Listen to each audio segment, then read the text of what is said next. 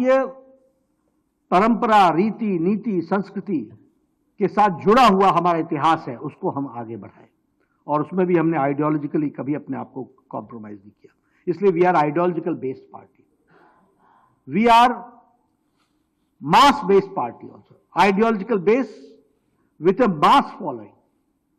आज हम गर्व के साथ कह सकते हैं कि हमारे 240 मेंबर पार्लियामेंट लोकसभा में, 98 से ज्यादा हमारे राज्यसभा में, 1600 से ज्यादा हमारे विधायक, हमारे 13 सरकारों में विशुद्ध भारतीय जनता पार्टी की सरकार, 7 प्रदेशों में हमारी एनडीए की सरकार।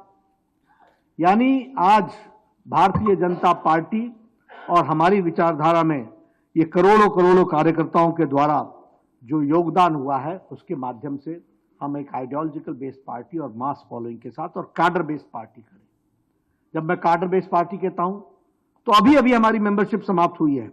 हम 13.5 करोड़ से ज्यादा क्रॉस कर चुके हैं, 13.5 करोड़। 10 लाख से ज्यादा हमारे एक्टिव कार्यकर्ता हैं। लगभग हमारे 6 लाख बूथ पर हमारे बूथ अध्यक्ष हैं।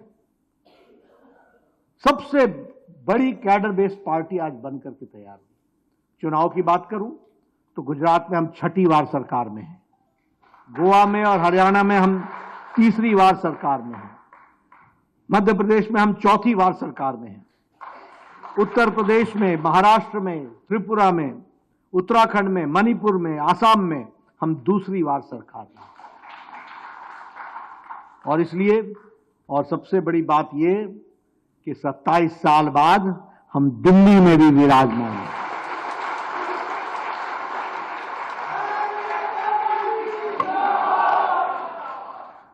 इसलिए मित्रों, यह हम सबको खुश होना चाहिए कि हम जैसे भी भारतीय जनता पार्टी के कार्यकर्ता बने हैं, हम बहुत सौभाग्यशाली हैं।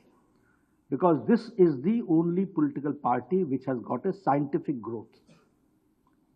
ये बहुत ऑर्गेनाइजेशन को भी आगे बढ़ाना, इट्स अ साइंस। चुनाव जीतना यह भी एक साइंस है, यह भी एक अपने आप में एक कला है। और वैचारिक अधिष्ठान के साथ बिना कॉम्प्रोमाइज किए उसको पूरा करना, यह भारतीय जनता पार्टी का कमिटमेंट है। और अगर हम कहें तो चाहे वो प्रधानमंत्री गरीब कल्याण अन्न योजना हो, आयुष्मान भारत हो, स्वच्छता अभियान में हमारे इज्जत घर बनाने की बात हो, या फिर उज्ज्वला योजना में गैस का सिलेंडर देने की बात हो, गांव, गरीब, वंचित, पीड़ित, शोषित, दलित, किसान, हमारे युवा, महिलाएं, हमारे आदिवासी भाई, इन सब की चिंता अगर की है तो मोदी जी के नेतृत्व में 10 सालों में हम लोगों ने किया।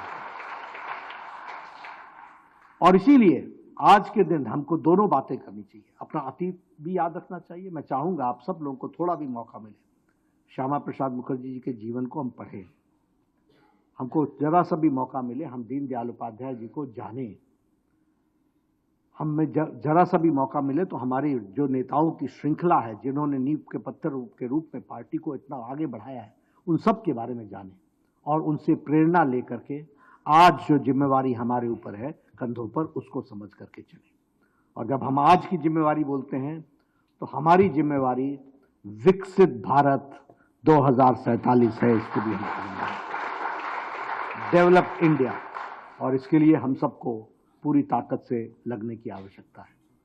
पार्टी ने आज के दिन रामनवमी होने के कारण स्थापना दिवस की शुरुआत तो हुई है, लेकिन कल से लेकर के 13 तारीख तक भारतीय जनता पार्टी का एक एक नेता और एक एक कार्यकर्ता 5 लाख बूथ पर पहुंचेगा और 1 लाख बस्ती में पहुंच करके भारतीय जनता पार्टी का अलख जगाएगा और वहां पहुंचेगा।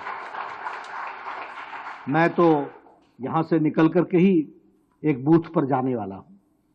मेरा आप सबसे निवेदन है, और जो लोग देश में इलेक्ट्रॉनिक मीडिया से सुन रहे हैं उन सब से मेरा निवेदन है कि भारतीय जनता पार्टी का कोई भी कार्यकर्ता, नेता बिना एक दिन बूथ पर लगाए वो नहीं लौटेगा और 1 हफ्ते के अंदर करेगा। यह उसको 14 तारीख को अंबेडकर जयंती है। 14 तारीख से लेकर के 25 तारीख तक 10 दिन तक हम सब लोग संविधान गौरव दिवस भी मनाएंगे और बाबा साहब अंबेडकर जी का जो संविधान के प्रति भारत के संविधान के बनाने में, ड्राफ्टिंग में जो कंट्रीब्यूशन है और उनका जो वैचारिक अधिष्ठान है, जिसको लेकर के लेटर और स्पिरिट में भारतीय जनता पार्टी आगे बढ़ रही है और किस तरीके से कांग्रेस ने संविधान के मूल आत्मा को कुठाराघात करने का प्रयास किया, इसका पर्दाफाश करने का काम भी हम भारतीय जनता पार्टी के कार्यकर्ता करेंगे। We have to expose that. इसलिए हम सब लोग पूरी ताकत से लगें और इस काम को आगे बढ़ाएं। एक मेरा और निवेदन है कि आप जब बूथ पर जाएं तो वहां कोई भी ढूंढ करके कोई जनसंघ का कार्यकर्ता हो, कोई भारतीय जनता पार्टी के स्थापना काल का कार्यकर्ता हो, बुजुर्ग, उसके घर जरूर जाएं और उससे मिल करके आएं और उससे भी चर्चा करके आए। ये मेरा आपसे निवेदन है।